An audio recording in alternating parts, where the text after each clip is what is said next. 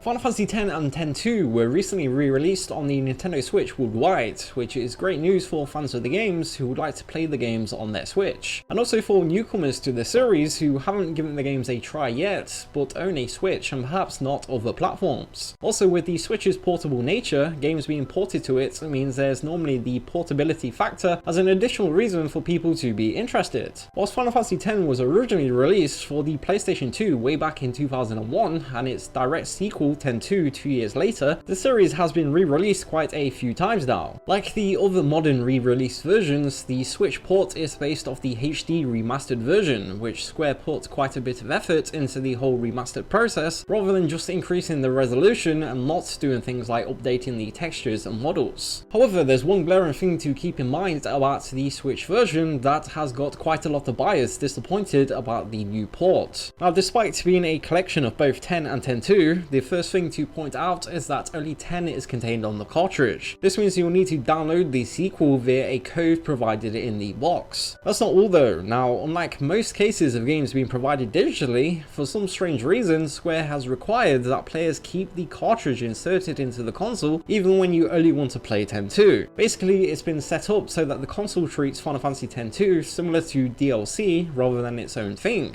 This also means that if you were to resell the game or through some other means lose access to your copy, you not only can't play X but also X-2, despite being a digital version. This is an extremely unusual method of handling digital distribution, and so it's quite confusing for Square to take these measures. Then to add to all of this, the version released in Japan and Southeast Asia actually has both of the games contained on the cart. There's absolutely no need for any downloading. This is because the versions released in the East use a cart with a bigger storage capacity. It's thought that the reason why Square didn't also use the bigger carts in the West was due to them cutting down on costs, as bigger carts cost more, and also due to the East, for various reasons, having a much lesser tendency to support digital games than us over in the West. To top all of this off, the versions released in Japan and Asia also include full English language options, meaning all of the text and all of the audio can be set to English. I've looked into this, and the way the game handles the language is that it's based off the system language. Unfortunately, however, this means that there's no way to play the game with both English subtitles and Japanese voices. It's either all in English or all in Japanese. Still, for these reasons, you may be interested in picking up either the Asian or Japanese release rather than the one released over in the West. As always, import specialist PlayAsia.com has you covered if so, and you can find a link in the description if you're interested in checking them out. The only real difference between the Asian and Japanese versions are the cover art, so for that, it's down to which one you prefer the most. Speaking of cover art, whilst the US version's box art looks like this, the European versions have a huge disclaimer on the top of the cover warning people that X-2 is a download only. One other thing that's worth pointing out though is how this isn't the first time that something like this has happened with these games. You may recall how something similar happened with the Vita release, and how over in the West, early Final Fantasy X was contained on the cart and X-2 was a download code. However, unlike the Switch version, you didn't need to keep the cart to play X-2. Also, unlike the Switch version, is that for the Vita version, storage space limitations were even more of an issue, as there doesn't even exist higher storage space carts to fit both of the games on. Of course, however, Square could have perhaps put two carts inside the case, but that would have led to more cost for them. However, you may wonder how the Asian and Japanese versions handled the Vita release. Well, in the East, Final Fantasy X and X-2 were actually sold separately for the Vita version, which is quite a big difference compared to the West. What do you think about the way the Switch port has been handled? As always, please let us know your thoughts in the comments below, and consider subscribing to see more videos on how media is changed around the world. Until next time, thank you for watching.